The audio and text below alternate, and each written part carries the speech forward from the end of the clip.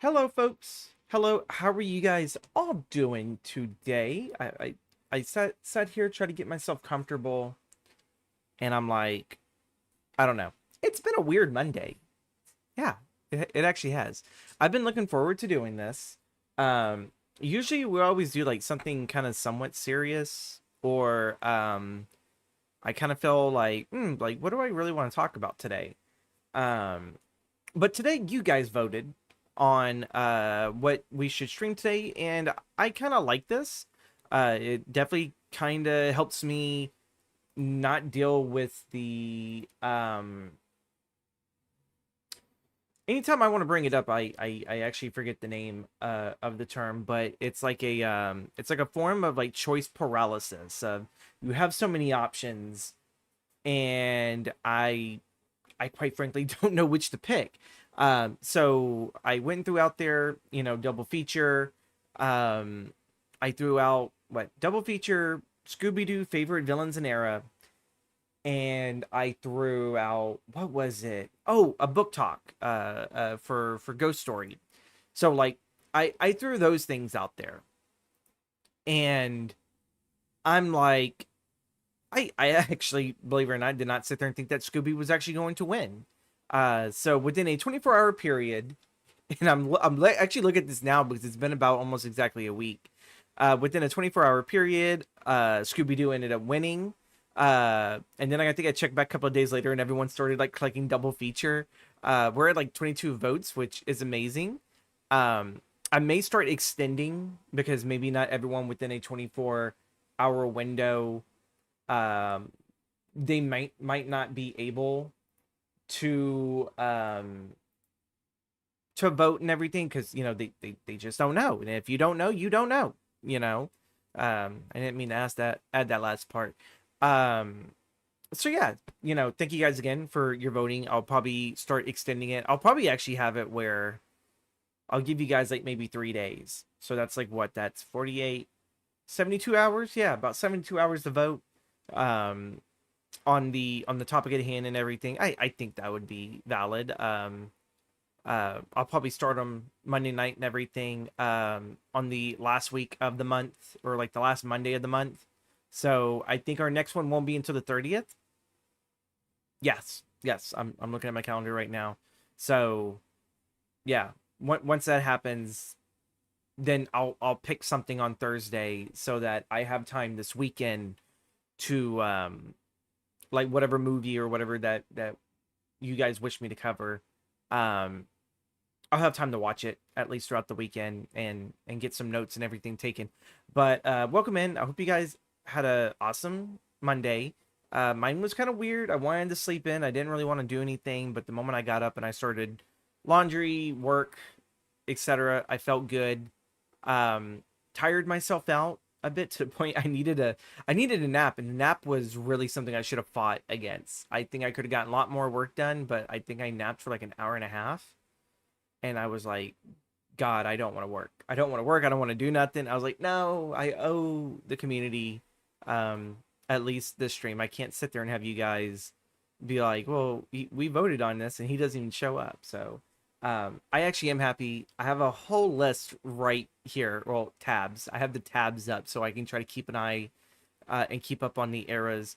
But yeah, um, I do want to let you guys know before we jump into the Scooby-Doo talk with the villains and the eras and all this other stuff. Um, Next Monday, we're actually going to have a special stream where I am interviewing Joe Grisafi, who is a local Houstonian actor, director, filmmaker. I pretty much throw filmmaker on it because the man seems to do a whole lot. But I'm going to interview him on my show on this stream. I don't know if it's going to be like a 30-minute or an hour and everything, but he's going to come on. He's going to pitch the current film that he is uh, trying to get boosted off the ground and everything. He has the script and everything done. uh he's just having to go through all the other pre-production stuff. So we're gonna have Joe on there. We're gonna have an interview, which I think it's the first interview that I've done here live on YouTube. So yay, congrats, interview. That's gonna be next Monday, and then I'm gonna take the following Monday actually off because I am just swamped with work. So quite sadly, we're not gonna get 5 straight episodes out of this month of Monday streams. But yeah, like I'm just like over here like I need the cool off period. I need the rest. So anyway, moving forward, we're gonna sit there. We're gonna talk about a pup named Scooby-Doo, uh, and a whole bunch of other eras. That's kind of like the well, no, that's not the first one. It was the one that I thought I was gonna sit there and start. So I pretty much found out that a specific era of Scooby that I tend to really enjoy is the later years of the ABC years. Because apparently on his original run, I think everyone like I don't know. I feel like for everyone, I think everyone loves the original Scooby-Doo Where Are You? Like I think that's what gets everyone into this franchise is we introduce, our maybe younger family members, or if you're like a parent, you introduce your kid to Scooby-Doo. I kind of feel like I don't know anyone who doesn't know who Scooby-Doo is, but generally we always sit there and seem to start with the original Scooby-Doo Where Are You? That was, I believe, 3 seasons, if I remember correctly. That's only because I think last year I binge watched all of it. 3 seasons, yes, 3 seasons, in a total of 41 episodes. Um, and those actually still have a lot of my favorite villains in there, but in order to make sure this stream doesn't go super super long, because I kind of only like to really go maybe an hour, maybe a little bit over an hour with this, is that I kind of want to look at the other films and the other TV shows and look at what they had to offer. Yeah, going back to the ABC years, that's 1976 and 1991. I kind of hopped on to the train as a really big Scooby fan with the 13 Ghosts of Scooby Doo. It was like mid 80s, and Shaggy, for some reason, has traded in his iconic green shirt with a red one. Um, and yeah, like, hold on, okay. I want to make sure, just in case, if no one could hear me. Something told me the fear of being a Twitch streamer. I have learned that I've started stream with a mic muted. Um, But yeah, 13 Ghosts of Scooby-Doo. For one, I grew up loving Vincent Price. So having him as Vincent Van Ghoul, which I thought that Vincent actually did not do the voice. Or wait, did he not do the voice? Yeah, okay, Vincent Price did do the voice of Vincent Van Gogh. I always was told that that was not really Vincent, that was someone else. But at the same time, in this era of Vincent's career, he was definitely doing a lot of TV shows. Um, but yeah, no, I love the 13 Ghosts of Scooby-Doo. I think it's a fantastic series. It was sadly left unfinished. I would probably guess by the um um oh oh well, I don't know how I don't know how legitimate this is, because again, I'm just briefly going through Wikipedia. So I'm trying to like look at what the reception of 13 Ghosts of Scooby-Doo. And it says the series was heavily profiled in the Christian fundamentalist documentary Deception of a Generation as an example of alleged occult influences on children's entertainment. And I'm thinking this is 1985, so I'm pretty sure this is where America for some reason decided to go to war against Dungeons and Dragons, because it's all like it's teaching the children the occult, and it's like no, not really. It's teaching them to use their imagination. Um, the kind of thing that it seems like, most generations fear any child using. Oh my God, they're using their imagination. Like, think of the children. Um, but yeah, this ran only 1 season, I believe. Yeah, 13 episodes. And then they ended up wrapping up the entire story um, with a movie called Scooby-Doo and the Curse of the 13th Ghost. Do not know how that was planned, because I don't really watch much modern day Scooby-Doo stuff. So if you're looking for um I guess my thoughts entitled on the story, I've never really finished it. Um, it's a very weird series. I think like Scrappy Doo was in there. There was a boy named Flim Flam, which I kind of feel like at this era, I don't know.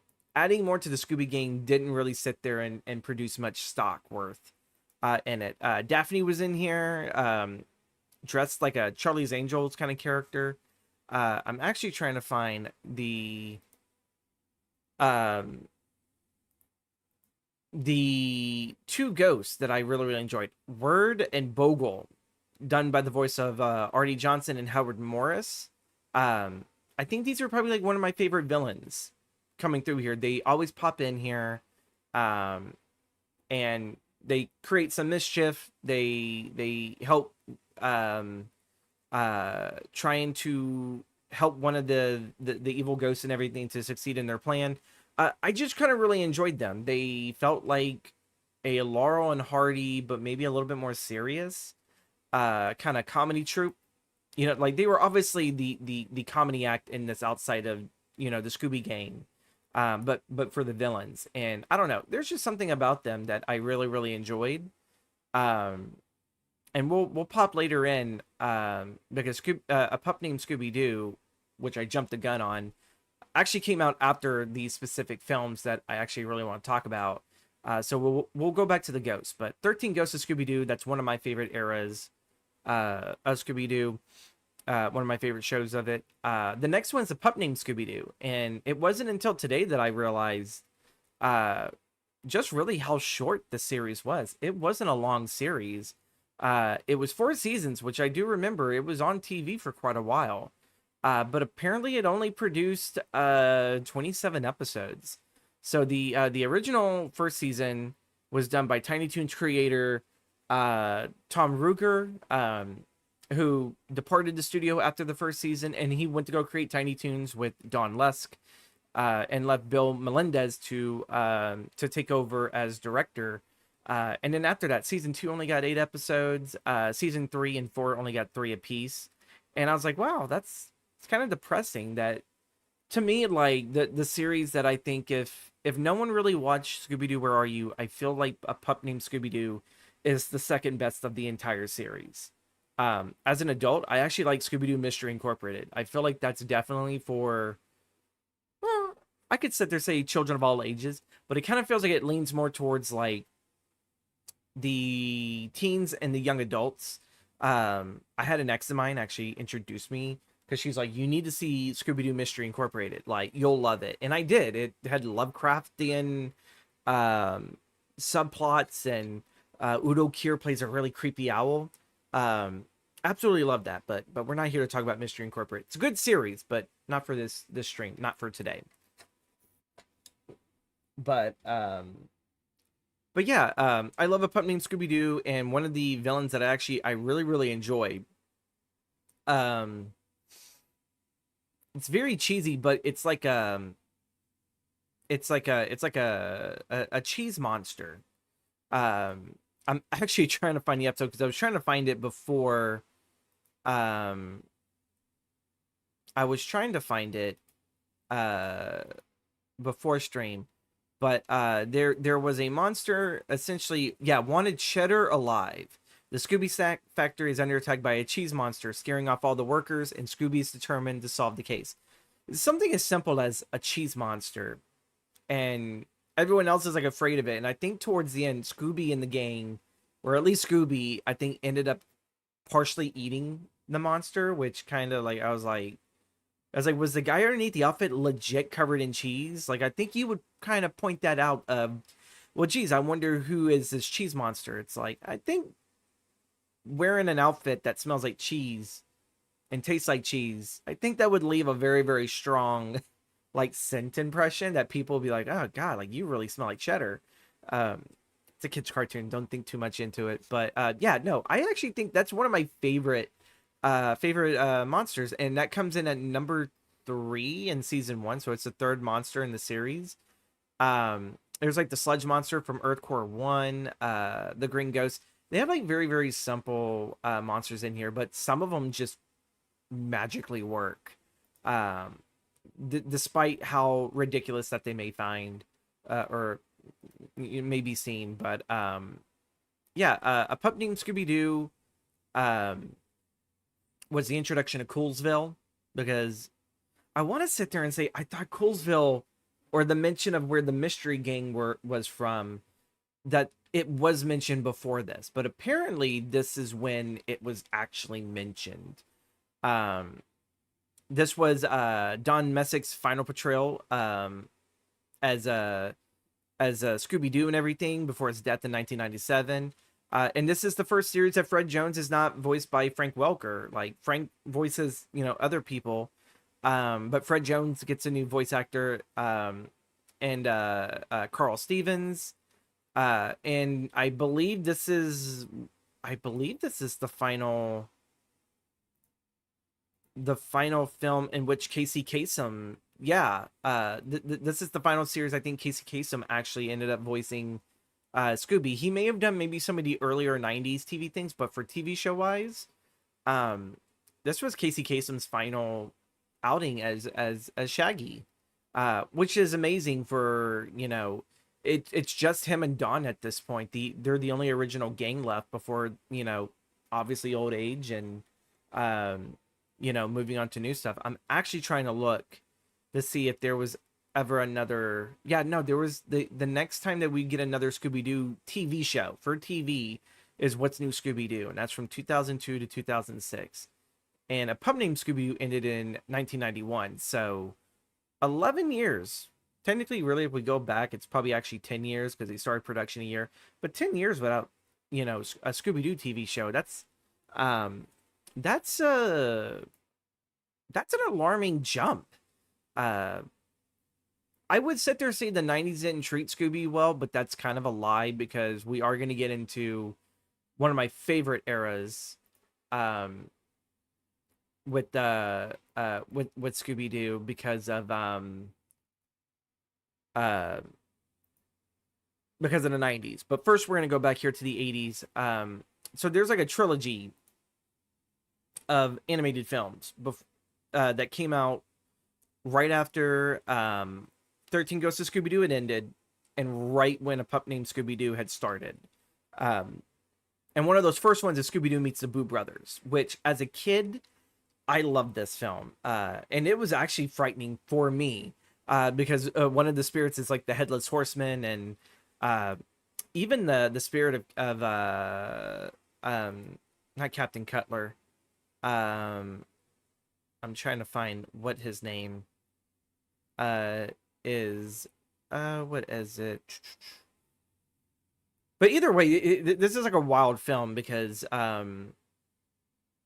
Shaggy has inherited like a plantation from distant family members. So Beauregard Manor is practically Shaggy, Scooby, and Scrappy's, and yeah, no, Colonel Beauregard is the name of the spirit. And then you have like the Headless Horseman, the Ghost Wolf, and the alleged ghost of the Colonel, which is a very simple costume. It's just a man in like a skeleton outfit with a cape. That's all what it is. But when you see the actual spirit and then the Headless Horseman, it really does add like a layer of fear. But yeah, kind of finding out that Shaggy's parents were plantation owners and slave owners. That was not on my fucking Scooby-Doo bingo card. Hi Jessica, how are you doing today, lovely? I hope you had a good Monday and that work was not too stressful to you. Um, but yeah, no, the story's simple. Shaggy and inherit a a plantation and a manor, uh, and there's some crown jewels, some family jewels that are Shaggy's if he can like find like solve all these riddles. But at the same time, there are these ghosts around that are terrorizing um, Shaggy and Scoob. And so what ends up happening is they hire a ghost busting service, which is aptly called the Boo Brothers, and they're just like a really simple knockoff of the Three Stooges, um, Miko, Frico, and Shriko. I would also sit there and say that it's not just the Three Stooges, because yeah, there's three of them, but I feel like there's a little bit of Marx Brothers humor into them. There's a little bit of Laurel and Hardy, a lot of the old school vaudeville guys, and I absolutely like them. If you're gonna ask me which one's my favorite ghost, I love all three. I can't pick one. I love all three because all three of them complement each other. Um, But I really, really enjoyed this. I thought it was really funny and scary. There were some moments that I did feel like, this movie's kind of dragging a little bit, because it felt like a lot of the padding where Shaggy is constantly being um, chased by Sadie McScrodens or Scroggins or Scroggins, whatever. It's like a hillbilly. He's being courted by a hillbilly, folks. Um, Nothing against that, but it's I don't know. You definitely sit there and figure that Shaggy is probably either into Velma or like in the Scooby-Doo live action movies, he's into freaking stoner chicks. And so yeah, being courted and chased relentlessly by a hillbilly is just hilarious. And then they have her boyfriend who very um oh my god, it's not Beverly Hillbillies I'm thinking of. Oh my god, why am I the Duke boys, Dukes of Hazard. It feels very Dukes of Hazard kind of like where he's running around with like a musket and he's shooting at Shaggy and everything. That feels very padded in, but there's a few funny moments within the series. One that I really enjoyed was when Scrappy lured the hillbilly guy to the cave and he shot and hit a bear and the bear comes out and like completely breaks his musket and chases right after him. And I'm all like, wow, Scrappy is that much of a psychopath that he lured a guy into a bear cave just to piss off a bear. And it's like, to me, I think that would have been funny if you never saw the character ever again. Makes you kind of wonder. It's like, did that bear get that guy? It's like, well, we never saw him again. And and Sadie's still chasing, so quite obviously maybe the bear got him. There's also an 8 running on the loose, not really tied to the main plot, but it's another series of gags that are funny. I think the first couple of times you watch it, and I'm pretty sure probably if I watched it like another couple more times, I'd be like, ugh, okay, this movie's dragging a little bit for an hour and a half film. I think some of the other ones were shortened, but this one I kind of felt like maybe it could have been maybe have 15 minutes cut off of it. Maybe. I don't know. I may actually feel something a little bit different, but I still enjoyed this film. It's a wonderful film, and it's a good entry into this trilogy because the next one, um, is Scooby-Doo and the Ghoul School that I enjoy, and yeah, feminism in I'm trying to look at the year, October 16th, 1988. Feminism, which I have no problem with and everything, in a Scooby-Doo movie where essentially Scooby, Shaggy, and Scrappy have been hired to be dance instructors at the I'm trying to find what is the name of it. Do they actually get Miss Grimwood's finishing school for girls? They become like they're gym teachers, and they pretty much find out that they're looking after the daughters of the iconic Universal monsters to a sort of degree. There's not an invisible man, but there's like a phantasma and a phantom. So kind of like Phantom of the Opera, but Phantasma's more of a ghost and everything. But you have Dracula, Frankenstein monster, the Wolfman. Um, Later on, you get Godzilla, Creature from the Black Lagoon. There's another one. Oh, it's an alien, a Gillman, and a Godzilla who had enrolled their daughters into it. But throughout the story, you have these kind of like two separate plot lines that somehow manage to cross together to wrap itself up. But uh, there's a volleyball game between this school and a military academy for boys and everything. So it's girls versus boys. And the boys definitely feel like they have it in hand, and the girls kind of they kind of second guess themselves. And thankfully, Scooby and Shaggy and all them, they kind of help boost the girls' spirit to the point that the girls actually do win the trophy, and for I think like the first time in a long while. There's a nice rivalry between both those schools that I really really enjoy. And then kind of like the main plot starts coming in where you have this spider lady called Revolta who has like a rotten potato vine monster as her sidekick, and it gets really dark. Like even retracing this, like wow, that's kind of dark. It goes from a very feminist, happy-go-lucky story about overcoming the odds to um child kidnapping. Which I mean, like that happens in the 80s in animation.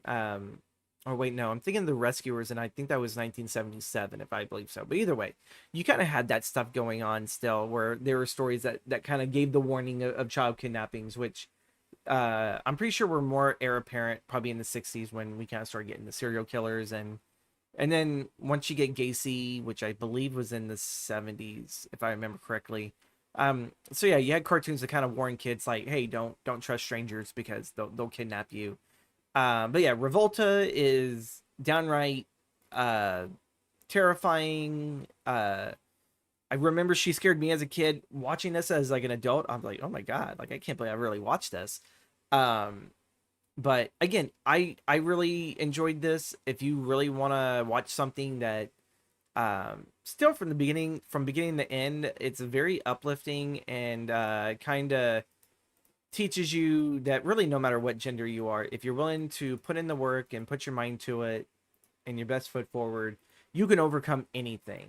Especially with like the power of friendship. I know that seems campy nowadays in films where it's like the power of love or the power of friendship, kind of conquers everything. Um, but I'm kind of like one of those people that it's like, you know what, like, yeah, that actually does kind of work. It seems campy, and I feel like we kind of become a little cynical as a society, but if you kind of really look at it, they're not wrong. It's like, oh, this is, yeah, no, power of friendship does actually help you out. Um, so Scooby-Doo and the Girl School, like thumbs up. I love this one. This next film, I was not able to sadly return to it, but I actually have it on DVD, but I couldn't find it. Um, this would be the final time that Shaggy would actually have the red shirt and the blue jeans, which is kind of weird. I'll get to that once I talk about this film. But Scooby-Doo and the Reluctant Werewolf. If you're a fan of the Hanna-Barbera Wacky Races, that's pretty much what this is, but a whole horror theme to it. Shaggy gets turned into a werewolf, and he has to fight for um essentially his freedom and to not be a werewolf from Dracula. Or it's something like a Dracula. I don't think he's actually Dracula. Oh yeah, no, it's Count Dracula. Okay. So Dracula was like apparently so like, hey, thank you for taking care of my daughter. Next film, he's like, I'm gonna turn you into a werewolf.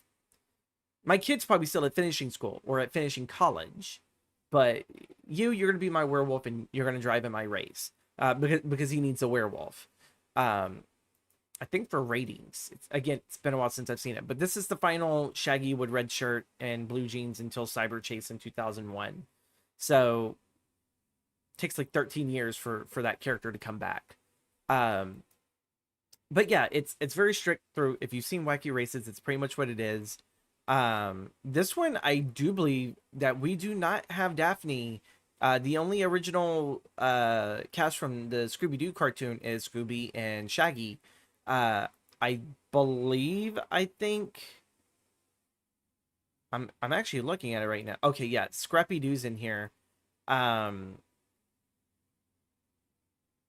but I'm trying to find Shaggy had a kind of like a girlfriend. Cause yeah, Shaggy Rogers, who coincidentally had won a recent car race, helped with his pit crew. Scooby Doo and Scrappy Doo. There was another chick. There was another chick involved. And for some reason, I cannot find her name because it's not Vana Pira, which is a pun I just realized on Vampira. Jesus Christ. Um, it's not Repulsa. Yeah, no, I can't find the name of this actress.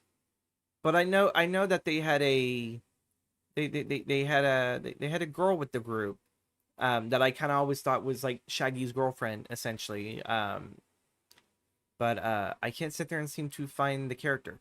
But either way, Reluctant Werewolf isn't really the strongest one. I think it's a guilty pleasure because I really enjoy werewolves. I enjoyed the Wacky Rays concept, and I enjoy Scooby-Doo. So it hits 3 checks.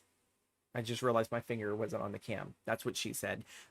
um, but yeah, that's pretty much just what it is and everything.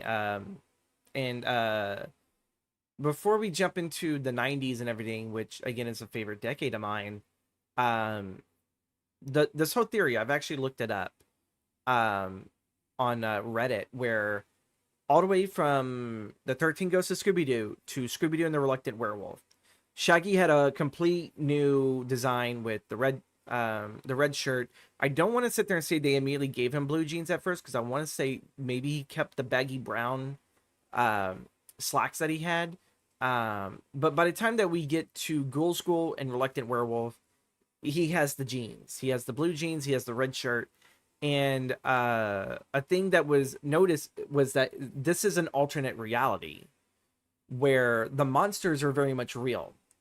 But Shaggy wearing the original green and brown attire, those are the villains pretending to be monsters that are scaring off people, for real estate scams and whatnot. Or just any type of scam to begin with, so that they can pocket, some type of currency that they're trying to get, like some type of secret formula or whatever. You guys get the gist. And I never sat there and thought about that red shirt Shaggy, the monsters are real, because I mean, even in Scooby-Doo and the Boo Brothers, the ghosts were real. There was like a bunch of ghosts in here. Even the ghost of Colonel crap, I'm having to go back and find that movie for Colonel Beauregard. He's like a real ghost. He pops up towards the end of the movie, and kind of throughout some of the films, like actually showing his real self. The ghost wolf, the headless horseman, and the alleged ghost of Colonel Beauregard were all, animatronics or just a man in a mask. So like they kind of keep that sense to it. But then when we move to Ghoul School, there are no men in masks. They're all actual monsters existing in this world. And then when we get to Reluctant Werewolf, we kind of pull away a little bit more from what is normal modern society, to a we pull away from modern society to a world completely inhabited by monsters. So like the more that these films kind of like go into, the more that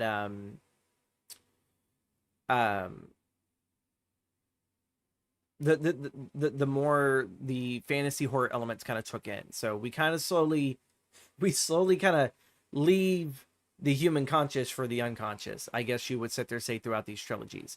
But I absolutely love these films. I think they're wonderful pieces of animation for like the mid to late 80s. So now I guess it's time to talk about the 90s.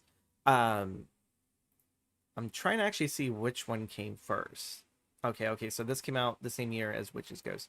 So Scooby-Doo on Zombie Island was the very first direct to video animated film and everything for the Scooby-Doo franchise.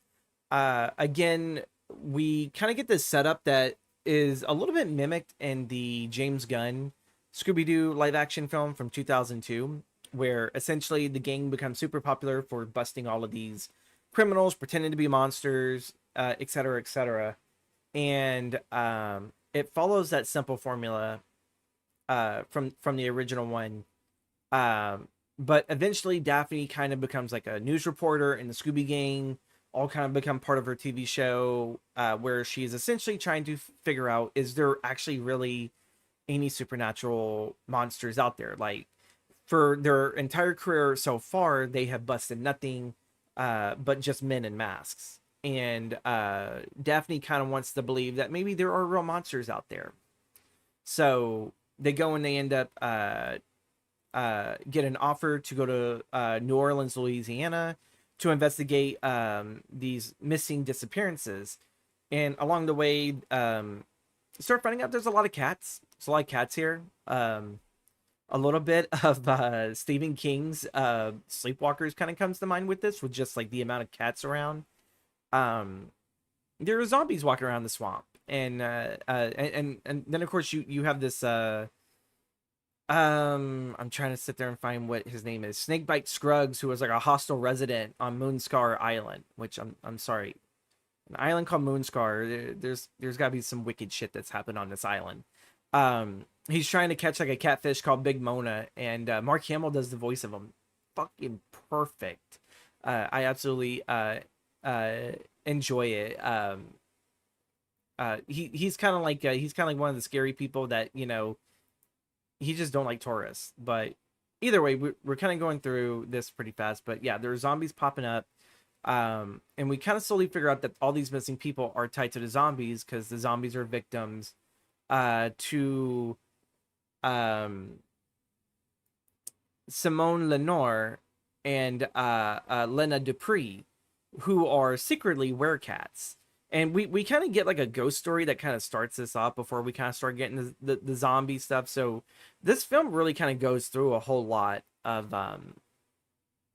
like not themes, but just moods. Like it gives you that traditional horror comedy Scooby-Doo thing, and then the moment we get the Moonscar Island, we get this kind of John Carpenter The Fog like mood.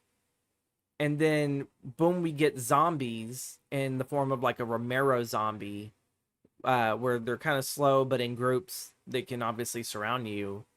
And then we switch right to cat people. I'm trying to find the names right now. So Adrienne Barbeau plays Simone Lenore, who is the leader of the Werecats, and Tara Strong plays Lena Dupree. Jim Cummings plays Jacques, who is also another Werecat who runs the ferry that takes the people back and forth between the island to the mainland. And yeah, like this film, I think, learned how to turn it up a notch. It was able to give us what we expected at first. And then it's like, it gives us a very moody ghost story turned to zombie fest, and then turns into a Val Lewton body horror piece with voodoo. And yeah, this film has an awful lot going for it. It's wonderful. Rewatching this, the comedy is a little bit of its time. It's cheeky, it's campy, but I think I come to expect that from Scooby-Doo. And I don't imagine anyone that's gonna come here and it's like, oh, I expected this to be serious. It's like, no, it's not. It's Scooby-Doo. Calm the hell down. It's Scooby-Doo. It's fun. There are moments of the film that, like, I feel like even as a child, this kind of awakened my inner child of like, oh, I remember being scared of this. That I truly enjoy. I would say definitely check it out. Definitely check it out. This is like one of those time capsule Scooby-Doo films and just Scooby-Doo moments that I feel like not a lot of people, I don't really think they appreciate it. They don't appreciate it, and they don't. It's that, or like they never knew of it, and so it completely missed their childhood. And I like also too, adding to the soundtrack to this, like they started adding rock music, or modern day rock music. They had Third Eye Blind and Sky Cycle like do the soundtrack. So a lot of like the really good chase scenes where like they're playing like really good music, you're listening to Third Eye Blind, essentially. 10 out of 10. Or I think I gave it on yeah, I think I gave it on Letterboxd. I think I gave it a 4 out of 5 because again, it was amazing. Yeah, I gave the Boo Brothers 3 out of 5, Scooby-Doo and the Ghoul School 4 out of 5, and Scooby-Doo on Zombie Island a 4 out of 5. Not bad, not bad. Like 1998, I was 5 years old, I believe, when this movie came out. So this was like everything that I loved as a as a kid of horror and just cartoons. Just for one, let's take a minute because I did a little bit of searching when it came to voice actors, and the late 90s was the epitome, I think, of Cartoon Network. Sure, we had some really good stuff afterwards, like The Grim Adventures of Billy and Mandy. You had Chowder. Oh my god, the one that came before Chowder. Marvelous Misadventures of Flapjack. You had Foster's Home for Imaginary Friends. Those weren't really, I think, late 90s, but more early 2000s. But I really do believe that some of the stuff that was being done for Cartoon Network in the 90s is still some of the best for children's entertainment. Um, Best content, like the shows, the bumpers, and everything. One thing that it opened up a complete different door in my brain because I remembered it. JBVO, which was kind of like a Space Ghost Coast to Coast show, but with Johnny Bravo hosting. I saw that and I legit started looking up online, watching these JBVOs, and I'm like, wow, memory unlocked. I kind of feel like what I felt like with some of the people who comment on my videos from like the top 5 gothic horror films of the 60s and 70s, where um a lot of them are like, oh my god, like this made me think of my childhood and remind me of the story of my dad, or just remind me of this, that. That's what it did to me. The light bulb in my head went on, which is very, very rare that it does. Sometimes I kind of wonder if I got to change the bulb. But when I saw this, I was like, I remember when they did this. I remember when Friday nights they used to do like a cartoon thing where they would have the personalities from, like, Cartoon Network, the big ones like Cow and Chicken, I Am Weasel, and I Are Baboon. I believe they had Johnny Bravo a few times, along with I think her name was Sally. It was like the neighbor's kid that always annoyed Johnny. Um, yeah, they had like so many wonderful personalities, and they would host Friday night. They would like host like these cartoons, and they would like answer fan mail essentially. And yeah, nope, that was a whole rabbit hole I fell under. And I'm all like, you know what? I know I'm a gothic horror channel, but you know what? If there's ever a channel, or if there's ever a time that I want to do something that's a little bit different from the channel, just nostalgia rabbit hole hopping, I want to cover this. I want to cover what the 90s animation, like just the 90s did for that. And they did do a good job, I think, up until about 2004, 5ish. I think it was right around the end of Codename Kid Next Door that I think I started tuning out. I love the series Codename Kids Next Door, but that's kind of like when I started either moving off a little bit to either Nick, because I also watched Nickelodeon as a kid, but I think I just became a full Nick kid, and then of course different interests. You grow up, you find different interests, but like going back and finding what I used to watch. Um, I mean, one of the finest things ever was when I would go over to visit my grandma. They used to have a HBO. Um, yeah, they had like a like kind of like the HBO channel, so they had Boomerang. And I would go in my aunt's bedroom and she'd pop on Boomerang, and I would watch Magilla Gorilla and all those other ones. And because it was also in the 90s, you had this mixture of old animation with modern day like R&B or rock music and everything. Josie and the Pussycats had like this song that went from all different eras from where they started in like the I think the 50s all the way to like, modern day. And so you see like these big genres of music and they're playing through that. The Magilla Gorilla for Sale, which was like a nice like kind of like rap R&B beat. I can still see it in my head and everything. I think they did like I think they did a thrash, not a thrash punk, but maybe like a punk song, and they did it with Yogi Bear. Like they were finding different ways to make bumpers, um, to like easily throw in there into like these like little sections. And yeah, no, I'm sorry for this complete tailspin of it from Scooby Doo to like just what 90s animation was, but this was my childhood. This is what I grew up watching. Um, so we're gonna move on to the next film, kind of like our final film that we're gonna discuss, and then there's like two other like little projects that kind of came out. I kind of teased it for you. But Scooby Doo and the Witches Ghost. I loved everything for what Zombie Island, Witches Ghost, Alien Invaders, uh, and Cyberspace do. But I really do think ending the 90s with a really, really good Salem witch trial ghost story was the perfect thing for Scooby Doo. Again, the first half kind of plays it off as there are men in masks, and in the later half you actually have like the actual monster and everything. And this one being Sarah Ravencroft, who was a witch, supposedly was persecuted for being a witch and executed by the Puritans. Supposedly, the history says that it was an accident. She wasn't really a witch and everything. She was just a medicine woman. But we do find out she actually was a witch. So, shocker, she lied. Um, Tim Curry does the voice of Ben Ravencroft, who is like a descendant and a very famous author. I kind of wondered if maybe he was supposed to be a mix between like a Stephen King and an Edgar Allan Poe for this. Um, but yeah, I absolutely love this. I love the pacing, everything. It definitely gives you a really good New England ghost story feel.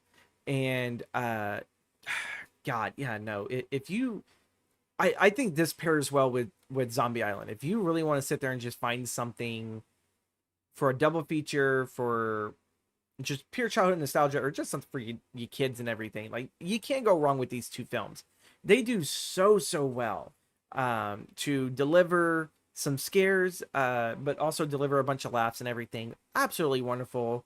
I haven't seen any of the modern day Scooby-Doo stuff, so I don't really know if it actually holds up to what these films did for me as a child. But oh my god, like this actually makes me really want to go and rewatch it. And also too, there is another YouTuber who makes Scooby-Doo content that also kind of started reminding me of all of this. NerdSync, if any of you guys know who that guy is. I think his name is Scott. Yes, Scott from NerdSync.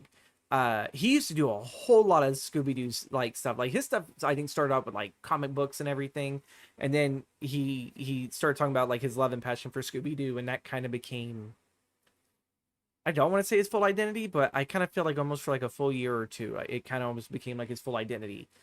If you want to sit there and find anything Scooby-Doo related, Scott's probably covered it.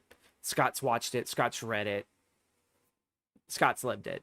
So go check that out if you want some really, really good deep dives. Because I feel like mine are just kind of scratching the surface. It's not like deep history or anything like that. But I like Scott's presentations. I even though I've seen them over 100 times, I love sometimes just going to bed and listening to Scott talk about Scooby-Doo, and I'll go to bed to that. It's that, or like recently I've been going to bed listening to Carl Jung psychology videos and everything. Some of them I feel are right, and then some of them I feel are just clickbait. I feel like maybe about 60% of them are clickbait. One of the sad things about Witch's Ghost, though, is the final film for Mary Kay Bergman. She had, I believe, some type of battle with anxiety that she ended up sadly just taking her life and everything. But this woman was known for being the official voice of Snow White for Disney, like back in 89 to 99 for like 10 years.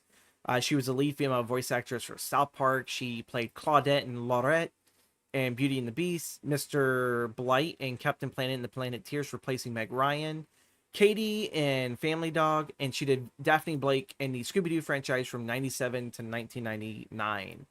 And quite sadly, yeah, we lost her very, very young. I had no clue that practically one of my favorite, eras of Daphne, the voice actors just she wasn't around to really sit there, I guess, like see how the fans really appreciate it. But yeah, that's like kind of like it's kind of like the like really sad thing, because it's like, man, um it like I kind of like really wish that maybe, we all kind of wish that people like that can just hang on just a little bit longer to see just how long they're being appreciated. But uh yeah, I feel like the less said about Witches Ghost, the better. um Real supernatural elements is definitely darker, though I think this one's a little bit more. Wikipedia says that this has a darker tone. I actually think Zombie Island has a far darker tone compared to Witches Ghost. I think Witches Ghost kind of tries to return back to original tradition, but add a little bit more of an edge to it. Also, to the Hex Girls. I forgot to mention Hex Girls. Thorn, Luna, and I was fighting with myself here to try to remember all their. It was Thorn, Luna, and I cannot believe I'm forgetting the other name. Um, Dusk. So Kimberly Brooks did the voice of Luna, Jennifer Hill as Thorn, and Jane Weidlin or Weidlin as Dusk. Dusk is the drummer for the Hex Girls, and funny enough, their voice actor or voice actress is the co-founder and rhythm guitarist and backing vocalist for the Go-Go's. So I like that they actually brought in like an actual female musician to kind of add some legitimacy. I'm pretty sure like she helped a lot maybe with some of the singing as well, or who knows, maybe Jennifer Hill and the other actress and everything, maybe she they also had training in singing. Right after the Witches Ghost, I think, because Witches Ghost came out in September. Halloween 1999, we get the Scooby-Doo project. This is kind of like, I think, the perfect way to kind of do it like a shut case. You have like the comedy styles of Scooby-Doo mixing in with like the very surreal horror aspects of the Blair Witch Project. And this actually won an Annie Award for its production. Yo, what's up, Cody? I hope you're doing well. But yeah, the Scooby-Doo project. If you love the Blair Witch Project and Scooby-Doo, this is perfect for you. I absolutely love this. It's hilarious. It's without really trying to sit there and spoil it. You got to go see it. It's a short. It's only 17 minutes. Produced by Ashley Nixon. With Cartoon Network Productions. This was like also too when Cartoon Network was also trying to find different ways to stay current, I would say, in the modern age, and I think they did it very, very well. And I kind of like really wish that modern Cartoon Network, which I don't know, is Cartoon Network even around now, or have they officially killed that channel? Because I know some of their stuff is on HBO Max. So programming, I'm actually trying to look for the history of Cartoon Network. Okay. So redraw your world and Prism eras. That's where we're in from 2020 to now. So did they save Cartoon Network? The Green Ghost and the Skull Alien are my favorite villains. Ooh. All cartoon shows are on Tubi now. Yeah. Because David Sadslab didn't sit there and believe that anything of the old Cartoon Network belonged on didn't belong on the network, because it's like, well, people aren't getting HBO Max to watch Scooby-Doo, Where Are You? I was like, dude, if you told them it's on there, they watch it. You know, if you tell them, they will know. But yeah, all cartoon shows now you can go watch on Tubi. I don't know if you can watch Johnny Bravo on Tubi. I'll have to sit there and check that. I don't know if Cow and Chicken or I Am Weasel is on there. Maybe Grim Adventures of Billy and Mandy, because I remember that was on HBO Max, and then I'm pretty sure they moved it. I'm trying to think of any other popular.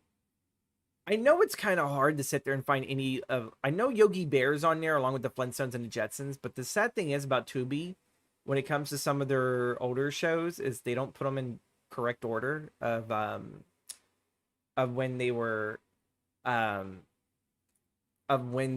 released. Also, too, I do not expect Johnny Bravo and I Am Weasel to be on Tubi or HBO Max, because I kind of feel like those were very niche shows for an audience. Kind of the same thing like how people feel about Flapjack or Chowder. It's very niche. Or oh my god, it's one series I did add on HBO Max. It's two kids go to Portland, Oregon to see their grandpa, and their grandpa has like one of like the little red felt hat with like an eye on it. Oh my god. Because I've been told by people to watch that, because they sat there and said like that's actually one of Cartoon Network's like really, really good modern shows. God, now we're following down a freaking rabbit hole here. I apologize, but hey, like, you know, it gets us here to a full hour, because I was really worried. It's like, do I actually have enough stuff that I want to talk about for a full hour? Adult Swim actually alongside Cartoon Network, did produce a Night of the Living Dew with with what's his name, Gary Coleman and David Cross. David Cross, ladies and gentlemen. Oh my god, I would never think to ever put this guy together with Scooby Doo, but Adult Swim did for a brief period. They kind of like did like these parody things for Halloween, and they did Night of the Living Dew, and it's absolutely hilarious. It's 20 minutes long. This came out 2 years after the Scooby Doo project and everything, and man, Cartoon Network, bring back these bumpers, bring back these bumpers, bring back these special events. I really kind of feel like that's also what made people lose interest in TV, is there's no longer any special events anymore. But I guess the plus side to having the internet, YouTube or whatever, you can find these childhood classics. Cursed Cowardly Dog, Animaniacs, Edna and Eddie, Dexter's Lab, Pinky and the Brain, Narf, Powerpuff Girls, Kids Next Door, Scooby-Doo, Where Are You? Okay, so those are some of the classic ones. Animaniacs, I definitely know, was WB along with Pinky and the Brain. Those weren't Cartoon Network projects, but a lot of the guys that kind of came over and did the pup named Scooby-Doo went to do Animaniacs as well, and Pinky and the Brain, the whole Tiny Toons thing. And you know what's also funny too? It's a pup named Scooby-Doo was essentially the show that I believe shot off the big popularity in the 90s of taking old IPs and turning the characters into children, because you had the Flintstone Kids, you had Tiny Toons, you had Muppet Babies and everything. I kind of feel like I think A Pup Named Scooby-Doo, actually, classic Looney Tunes as well. Yes, so if you love your classic Looney Tunes, you can go watch those on Tubi as well. Tubi used to have it where the first season of the classic Looney Tunes were like actually the black and white, the very early ones. And then the later seasons is like kind of like where you kind of get to, I guess, like a certain point in the early 2000s when they were trying to make new shorts. I don't know why they switched it, because I remember watching, and then somehow Tubi told me I was done watching Looney Tunes. I was like, what are you talking about? Like I've only started kind of watching, and then that's when I realized that Tubi had swapped the season thing. So the episode I was on, they moved it to the very end, and I was like, why in the bloody hell did you guys do that? I love Tubi to death, but sometimes I really question how some of the programmers handle Tubi. But yeah. Cody, what is your favorite era of Scooby-Doo? While you're here with us, what is your favorite era of Scooby-Doo? What did you have a specific decade that you thought was your favorite or was the best? And I did give Witches Ghost a 5 out of 4 stars. I don't think really there's been really any Scooby-Doo film that I can think of that has awarded the 5-star treatment, but I still think 4 stars is pretty freaking good. I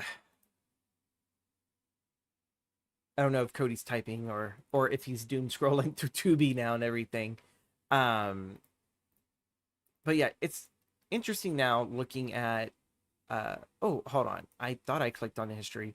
So redraw and everything. I could have sat there and swore I thought that Cartoon Network was actually coming to an end.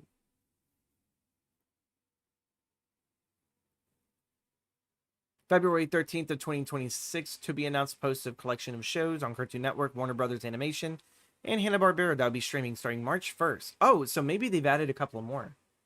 I grew up on the classic Scooby-Doo, Pup Name, and What's New Scooby-Doo. Okay, so you grew up on the ones that I did. I think like in between A Pup Named Scooby-Doo and the regular classic Scooby, I also really enjoyed the Scooby-Doo movies and the new Scooby-Doo. I think they were called Mysteries. I enjoyed those. I enjoyed when they had the special guests like the Addams Family or Batman and Robin. Like, I'm sorry, but seeing Scooby and the gang join Batman and Robin to battle the Joker and the Penguin, I thought that was epic that was a crossover Kids these days have it easy. They have the MCU, they have the DCAU, whatever the heck they called it. For us, we had Scooby-Doo meeting Sonny and Cher, and those were way before I was even born, but I grew up watching those. Reluctant Werewolf. Okay, so I did mention Reluctant Werewolf is one of my guilty pleasures. I didn't really talk too much on it because I wasn't able to find time to watch it, but Reluctant Werewolf was a nice mix of bringing in a werewolf, bringing in the wacky races concept that Hanna-Barbera has done, um, and yeah, monsters and fantasy. Like it kind of ticked all those boxes for me. I absolutely love and treasure um, the mid to late 80s animation, and then of course sadly Reluctant Werewolf was the final red shirt Shaggy, so that meant everything else afterwards it was back to men in masks and everything. I've already gone through the whole theory and ordeal uh, of all of that, but uh, folks, it's 7 o'clock. I think we're gonna call it here. Next week we are going to be interviewing Joe Grisafi live here on the channel and everything, and then the following Monday I'm going to take off and everything, but we will be back on the 23rd. We will be doing a double feature. We will be covering The Stuff and The Blob, the 1988, not the original one where they had a 30-year-old grown man try to play an 18-year-old. It didn't work then, didn't work now. But yeah, so we're gonna do double features. We're gonna cover The Stuff and The Blob. We're gonna cover things that consume us in the 80s. Consumerism of the 80s. There you go. I guess that's what we can call it. And then I still figure out what I'm gonna do for the 30th and everything. But I do know on the 30th I will actually do a community vote for the start of April for April 6th's stream. Because again, you guys seem to really love doing these. So thank you guys again so much for being here. Thank you, Jessica. Thank you, Cody, along with Cyber Chase. Cyber Chase was fun. Oh, wow. Look at that. Stream Elements decided to work. Folks, if you want to sit there and help, your fellow content creator out, you can go to my Ko-Fi there. Right there at the link, or coffee. I call it Ko-Fi still. It's coffee and everything. You can sit there and set whatever you want to subscribe to monthly and everything, and you get your names here on the credits, and you get all of my videos a week early. Also, too, we currently have going on throughout the entire month of March in the shop. We're having an Everything Must Go sale, 30% off everything at Fourth Wall. That's t-shirts, mugs, stickers, all of that. It's got to go and everything, because at the end of March, I'm closing down the shop, and we're probably not going to open it back up until October. I'm shooting for October 2026, but if anything, we may open back up December 2026. With a kind of soft reboot to fit the YouTube channel, because I kind of feel like my merch shop definitely feels like still a part of Twitch. And also too, if you still magically subscribe to me over on Twitch, you still get 5% off there. So it doesn't sadly stack, so you can't get 35% off. I'm sorry, folks. I don't make the rules whatsoever. I'm trying to think what else to sit there and inform you guys and everything of what's going on. Yeah, we got the interview next Monday and everything, and then the following we're taking off, and then we're doing double feature Monday on the 23rd and everything. I think I've covered it. Zombie Island Witches Ghost is I think peak Scooby-Doo for the 90s. I don't know anyone who can't talk about Scooby-Doo in the 90s and not mention those two films specifically. But yeah, you guys have a wonderful day. Take care. Follow me here at the links down below that are in the description box, which will give you the link to my Ko-Fi, to my shop, to my socials, so you guys can keep up to date on what all I'm posting and everything. And yeah, you guys have a wonderful day. Bye-bye.